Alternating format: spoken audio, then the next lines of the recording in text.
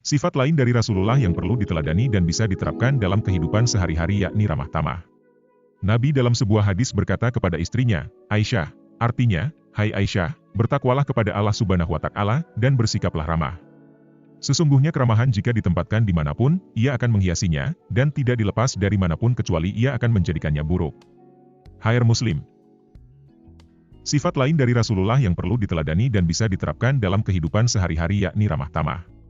Nabi dalam sebuah hadis berkata kepada istrinya, Aisyah, artinya, "Hai Aisyah, bertakwalah kepada Allah Subhanahu wa Ta'ala, dan bersikaplah ramah. Sesungguhnya keramahan jika ditempatkan dimanapun, ia akan menghiasinya, dan tidak dilepas dari manapun kecuali ia akan menjadikannya buruk." Hair Muslim. Ada seorang pengemis buta di sudut pasar Madinah. Pengemis Yahudi tersebut merasa jijik dan muak bila mendengar orang menyebut nama Muhammad.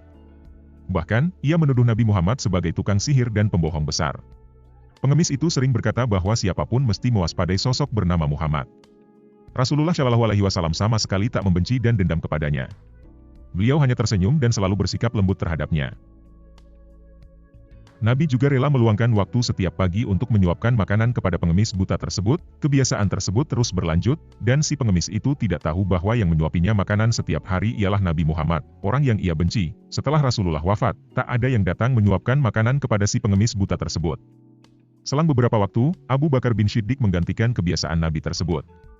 Berkat informasi yang diberikan oleh Aisyah, Nabi juga rela meluangkan waktu setiap pagi untuk menyuapkan makanan kepada pengemis buta tersebut. Kebiasaan tersebut terus berlanjut, dan si pengemis itu tidak tahu bahwa yang menyuapinya makanan setiap hari ialah Nabi Muhammad, orang yang ia benci. Setelah Rasulullah wafat, tak ada yang datang menyuapkan makanan kepada si pengemis buta tersebut.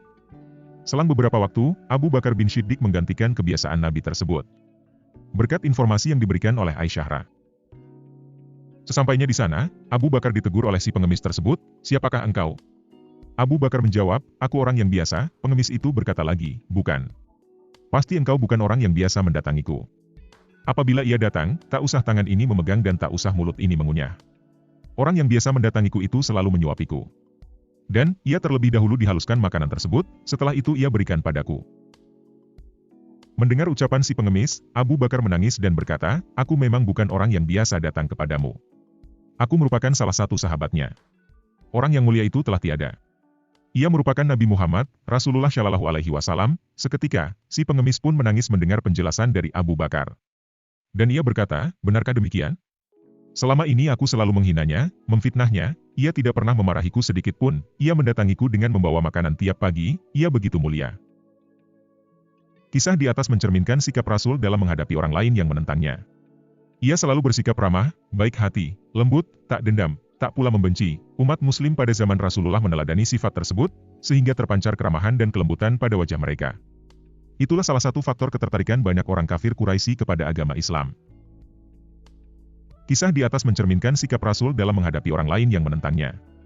Ia selalu bersikap ramah, baik hati, lembut, tak dendam, tak pula membenci. Umat muslim pada zaman Rasulullah meneladani sifat tersebut, sehingga terpancar keramahan dan kelembutan pada wajah mereka. Itulah salah satu faktor ketertarikan banyak orang kafir Quraisy kepada agama Islam.